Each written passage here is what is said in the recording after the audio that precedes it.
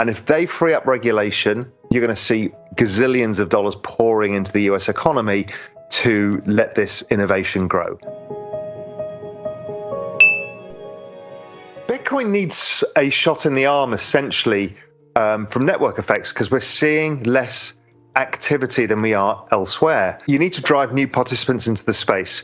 One thing I do know is institutions are coming into the space, but I think it's switching a little bit from direct Bitcoin access to VC access and hedge fund access and other ways.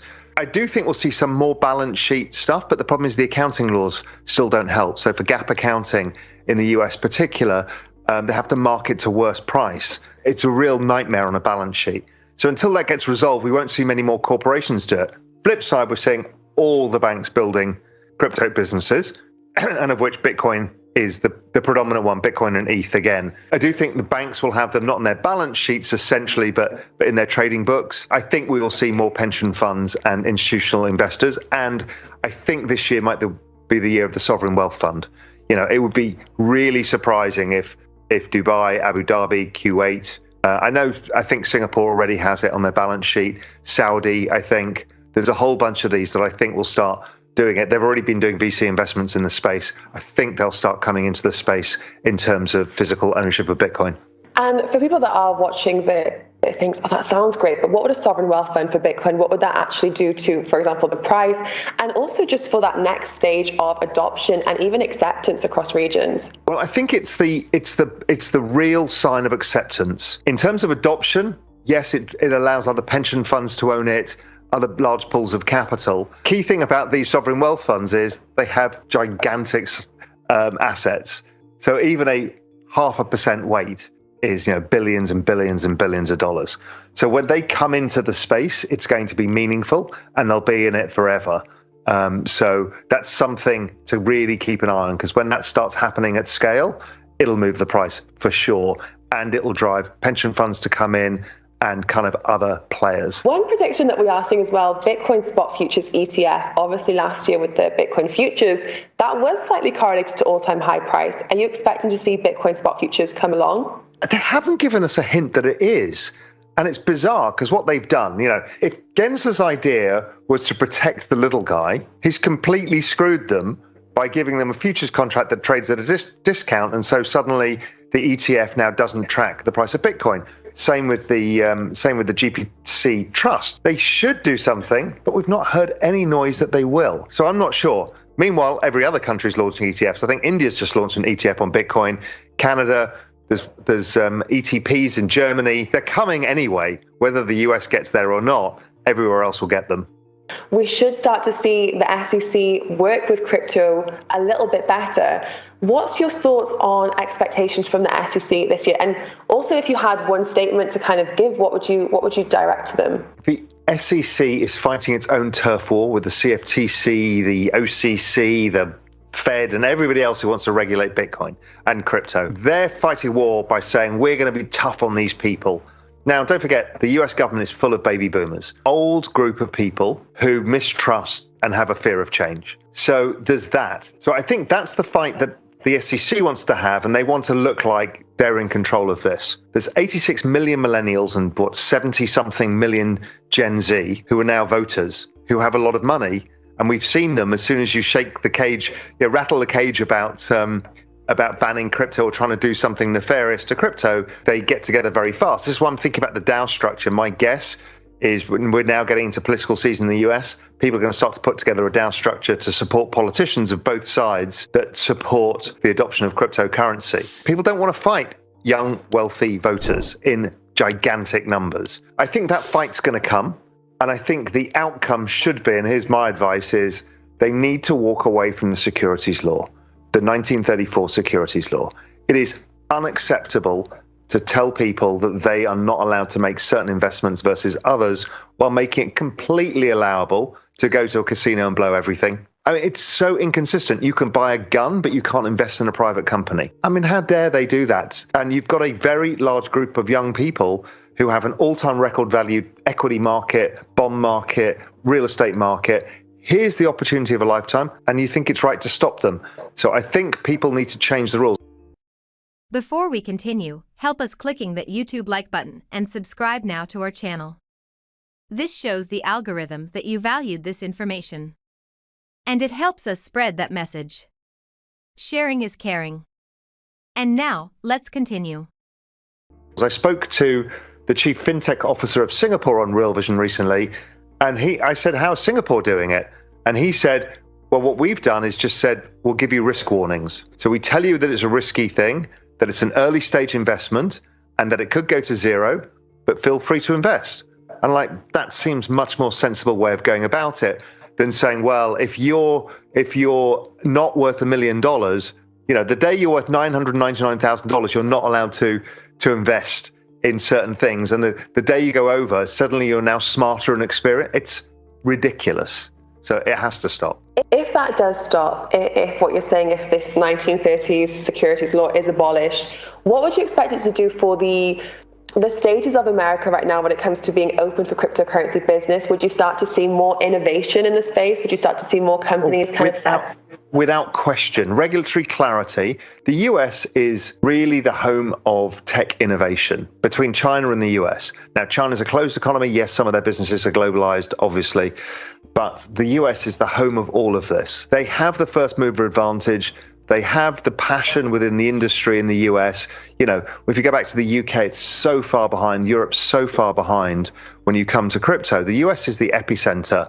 And if they free up regulation, you're going to see gazillions of dollars pouring into the US economy to let this innovation grow, just as Silicon Valley did. I mean, look, out of Silicon Valley, you might have banned internet because of free speech and whatever. They tried to do it with Facebook and Google and everybody. You didn't. What did you create? Some of the biggest companies in the world. They come with downside.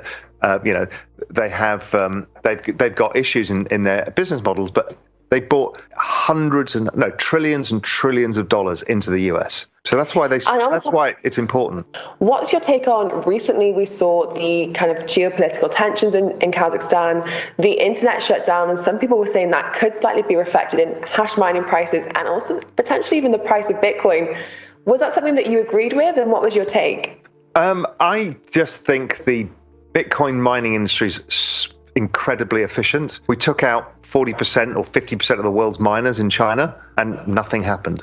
Yes, Chinese investors were taken out of the market, but I don't think the mining change was the big change in price.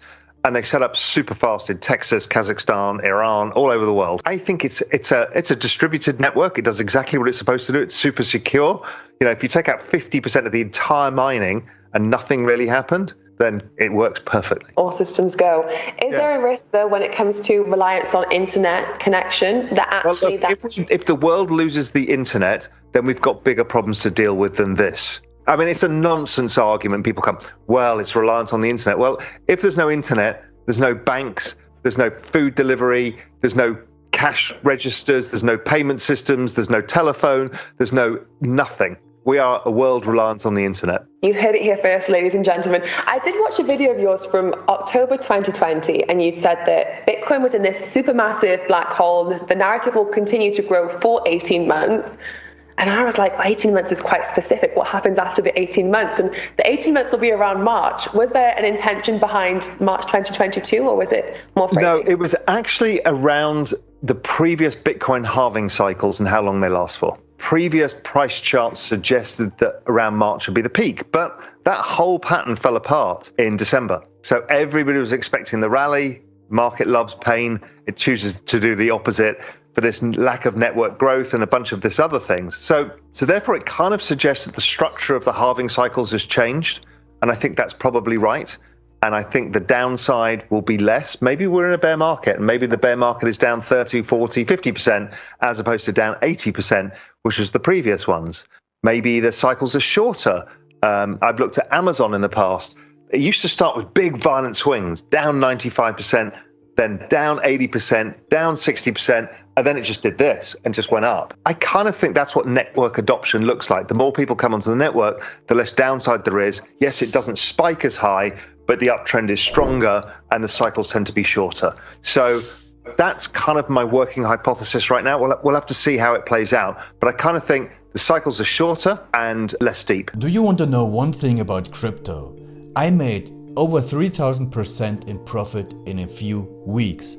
Fact is, the traditional financial system, the traditional money system makes you poor, not rich.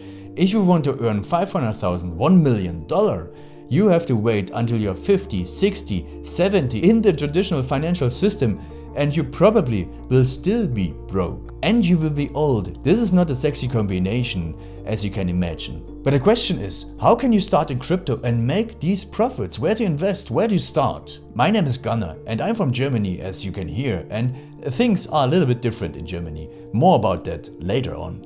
Fact is, there are lots of different cryptocurrencies. It's a gigantic universe where beginners and professionals get easily lost. But there is light at the end of the tunnel. There are 7 key steps you need to follow to become successful in this market. You have to know them, and if you fail one of them, it's literally impossible to succeed in this market. Just an example, one of the key points is your exchange, and one of the biggest are, for example, Binance and Coinbase.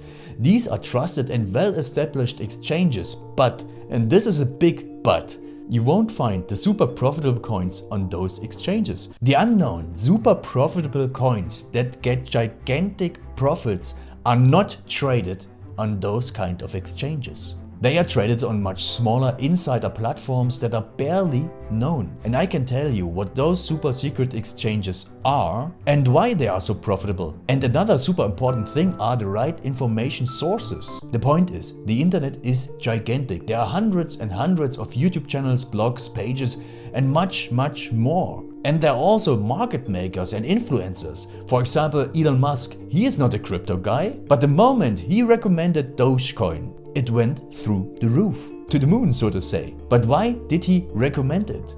Where did he hear it from? He didn't hear it from newspapers. And believe me, he is listening to someone. But you have to know who, and you have to react before he is reacting. This is really, really important. And these are only 2 of the 7 steps you have to follow in order to be successful in crypto. And if you want to know all of these steps in much more detail, and if you want to have a comprehensive checklist, here's what you should do. There is a link below this video. Click on this link and you will get the opportunity to subscribe to my channel. Click on the link and you will see a video where I explain the next steps.